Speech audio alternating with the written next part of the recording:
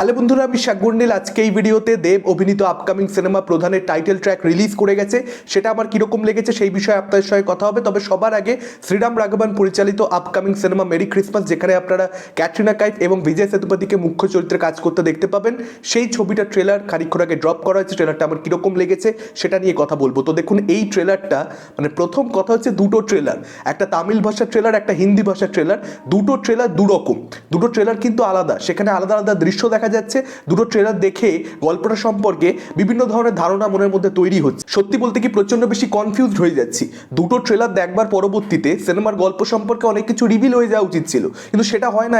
এখানে গল্প সম্পর্কে বিশেষ কিছু বোঝাই যাচ্ছে না। ক্যাটরিনা কাইফের ক্যারেক্টারটা, তার সঙ্গে দেখা হচ্ছে বিজয় সেতুপতির ক্যারেক্টারের এক রাতে, এবং এই রাতটা দুজনে একসঙ্গে কাটাচ্ছে। বিজয় সেতুপতির ক্যারেক্টার ফিল করছে যে একটা এত সুন্দরী মেয়ের সঙ্গে রাত কাটাতে পারছে, সেটার জন্য সে নিজেকে লাকি অনুভব করছে। কিন্তু আসলেই কি লাকি অনুভব করার কোনো কারণ রয়েছে? এটা কি আসলেই তার সঙ্গে ভালো ঘটনা ঘটছে?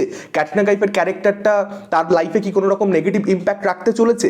সেরকম একটা নোটে দুটো ট্রেলারই রাখা হয়েছে। বাট ক্যাটরিনা কাইফের ক্যারেক্টারটা আসলে কে, বা বিজয় সেতুপতির ক্যারেক্টারটাই বা আসলে কে, ক্যারেক্টারগুলো সম্পর্কে কিন্তু বেশি কিছু ইনফরমেশন এখানে প্রোভাইড করা হয়নি। স্টিল ট্রেলার দুটোকে প্রচন্ড ইন্টারেস্টিং তৈরি করা হয়েছে। দুটো ট্রেলার যদি আপনারা দেখেন, বিজয় সেতুপতির ক্যারেক্টারটাকে বোঝবার সেভাবে কোনো উপায় নেই। ক্যারেক্টারটার ব্যাক স্টোরিটা কি, এগুলো জানবার জন্যই আমাদেরকে সিনেমা হলে পৌঁছতে হবে ছবিটা দেখবার জন্য। এবং ট্রেলার দুটোকে সম্পূর্ণ আলাদাভাবে ডিজাইন করা হয়েছে। এডিটিং প্যাটার্ন যদি আপনারা দেখেন, দুটো ট্রেলারে কমপ্লিটলি ডিফারেন্ট। ব্যাকগ্রাউন্ড মিউজিকের কাজ দুটো ট্রেলারেই top notch, look and feel wise just সেরা।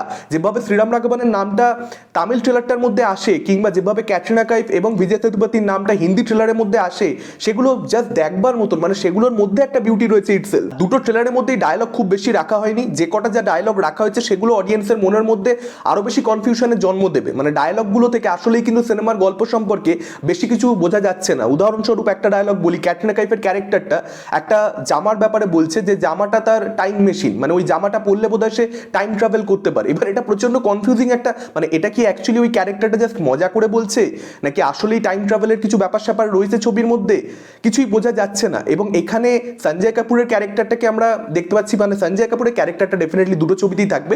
সঞ্জয় কাপুরকে আমরা দেখতে পাচ্ছি হিন্দি ট্রেলারটার মধ্যে, রাধিকা আপ্তেকে আমরা দেখতে পাচ্ছি তামিল ট্রেলারটার মধ্যে। পরিষ্কার বোঝা যাচ্ছে আলাদা আলাদা অভিনেতাদেরকে নিয়ে আলাদা আলাদা করে শুট করা হচ্ছে দুটো ভার্সনের জন্য। হিন্দি ট্রেলারটা যে ভয়েস ওভারটা দিয়ে শুরু হয়, সেটা আপনাকে ইমিডিয়েটলি এই ছবিটা দেখবার জন্য ইন্টারেস্টেড করে তুলবে। ভয়েস ওভারটা এত বেশি বিউটিফুল, এবং ক্যাটরিনা কাইফ বিজয় সেতুপতি, এই কাস্টিংই তো বাজিমাত। এই জুটিটাকে, এই কম্বিনেশনটাকে এর আগে আমরা কখনো দেখিনি। প্রচন্ড ইন্টারেস্টিং একটা কম্বিনেশন। এই ছবিটা না হলে কেউ আশাই করতে পারতো না, কোনোদিন ভাবতেই পারতো না যে বিজয় সেতুপতি আর ক্যাটরিনা কাইফ এই দুজনকে আমরা একটা ছবিতে দেখতে পেতে পারি। Credit goes to Sriram Raghavan. এবং সে যখন একটা থ্রিলার ছবি বানাচ্ছে, আমরা জাস্ট চোখ বন্ধ করে ভরসা করতে পারি। এই ট্রেলার দুটো আলাদা লেভেলে প্রমোশন করবে এই ছবিটার।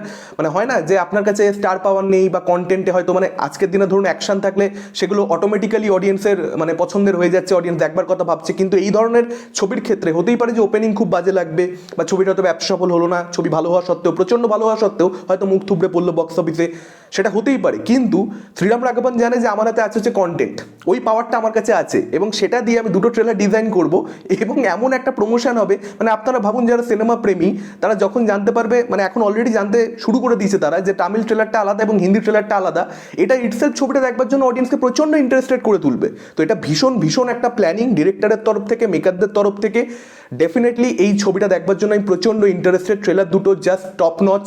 এবার দেখা যাক ছবিটা কিরকম কি হয়েছে, আপনাদের কিরকম কি লেগেছে ডেফিনেটলি কমেন্ট করে জানাবে। এবার যদি কথা বলি প্রধানের টাইটেল ট্র্যাক নিয়ে, রথিজিৎ ভট্টাচার্যের ক্রিয়েশন। রথিজিৎ দারুণ কাজ করেছেন।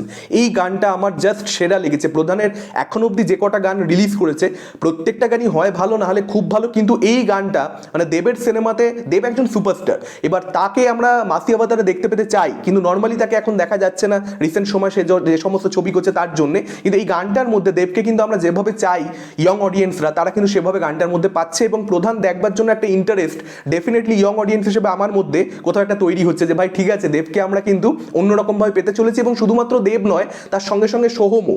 এই গানটার মধ্যে প্রথম কথা তো ক্যাচি লাইন্স রয়েছে, ভাইবস রয়েছে, গানটা শুনতে ব্যাপক লাগছে এবং যে দৃশ্যগুলো দেখা যাচ্ছে দেবকে সোহমকে যেভাবে স্পেস দেওয়া হচ্ছে ইকুয়ালি, মানে গানটার একদম শুরুতে দেখবেন দেব চশমা খুলছে, দেবের পেছন থেকে সোহম বেরোচ্ছে এবং সোহমও চশমা খুলছে প্রপার মা স্লোমোতে, মানে ব্যাপক লাগছে যা। কিংবা যে জায়গাটা রয়েছে নাগারে নাগারে নাগড়া না এরকম কিছু একটা লাইন রয়েছে, এক্স্যাক্টলি আমি বুঝতে পারিনি ওটা কি বলা হচ্ছে, কিন্তু সেই জায়গাটাতে অনির্বাণ চক্রবর্তীর ক্যারেক্টারটার অর্থাৎ এই ক্যারেক্টারটার যে পার্টির লোকজন রয়েছে সেই লোকজনরা নাচানাচি করছে, কারণ তারা হয়তো কিছু একটা মানে ভিক্টরি পেয়েছে, কিছু একটা অ্যাচিভ করেছে, যেটা হয়তো পরাণ বন্দ্যোপাধ্যায়ের ক্যারেক্টারটার জন্য বা সাধারণ মানুষের জন্য যথেষ্ট বেশি ডিস্টার্বিং, যথেষ্ট বেশি প্রবলেমেটিক, সেরকম একটা সিনকে প্লেস করে দিয়েছে।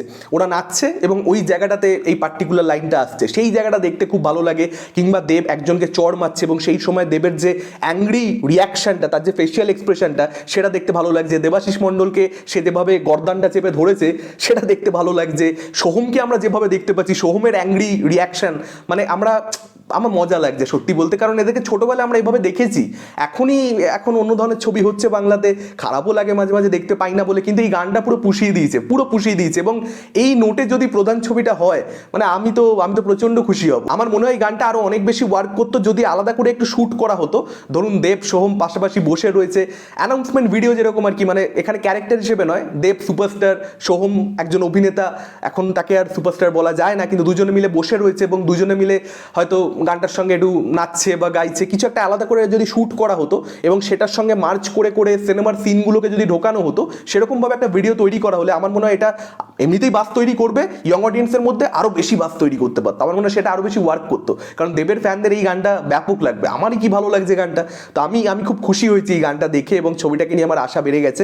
দেখা যাক এবার সিনেমাটা কীরকম কী হয়। পরশুদিনই সিনেমাটা দেখতে যাচ্ছি। আপনাদের কি মতামত, এই গানটা আপনাদের কীরকম লেগেছে ডেফিনেটলি আপনারা সেটা কমেন্ট করে জানাতে পারেন। ভিডিওটা ভালো লাগলে লাইক করতে পারেন, শেয়ার করতে পারেন। আমাদের চ্যানেল নতুন হলে চ্যানেলটাকে অবশ্যই সাবস্ক্রাইব করতে পারেন। আজকের মতন টাটা, চোখ রাখুন পরবর্তী ভিডিওতে।